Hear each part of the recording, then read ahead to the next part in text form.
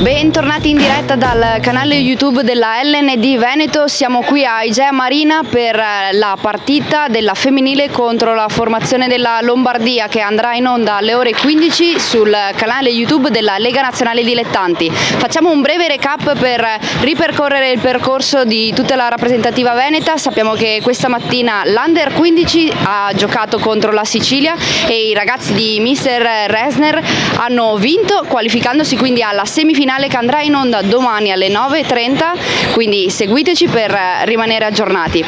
Successivamente è andata in onda la partita dei ragazzi di Mister Robson, quelli dell'Under 17 che hanno giocato contro la Calabria e si sono imposti con un risultato di 5-2 sempre qui a Igea Marina e quindi si sono qualificati alla semifinale di domani che andrà in onda alle 11:30.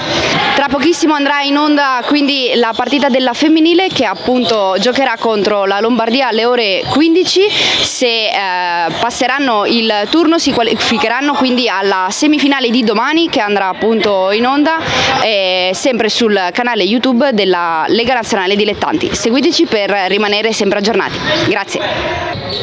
Siamo qui con Elena Pauletto, una delle protagoniste della rappresentativa veneta nel pre-match contro la Lombardia, valido per i quarti di finale del TDR 2025. Ciao Elena. Ciao. Come vedi la partita? Tra pochissimo appunto si inizierà, quali sono le tue sensazioni? Allora, per noi è molto importante essere arrivati fino a qua, comunque è una partita difficile ma siamo determinate e faremo di tutto per portarci a casa la partita. Ieri ti abbiamo vista come protagonista perché hai segnato appunto la doppietta che è stata decisiva per la vittoria contro l'Umbria. Che tipo di contributo stai dando alla squadra? Beh, sicuramente ognuno di noi sta dando un grande contributo alla squadra, ognuno di noi è importante e sicuramente la mia doppietta può aver aiutato la squadra, però è merito di tutte se siamo arrivati fino a qua. Quale sarà l'elemento chiave per portare a casa la partita oggi?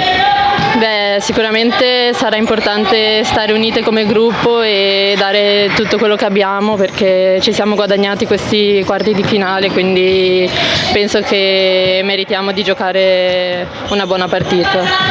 Elena, un percorso incredibile della rappresentativa veneta, come descriveresti questo momento con una sola parola?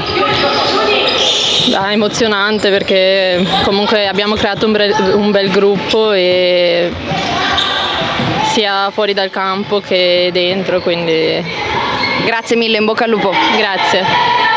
Grazie mille per averci seguito, era il pre-match Veneto contro Lombardia, ore 15 sul canale della Lega Nazionale Dilettanti. Grazie ancora.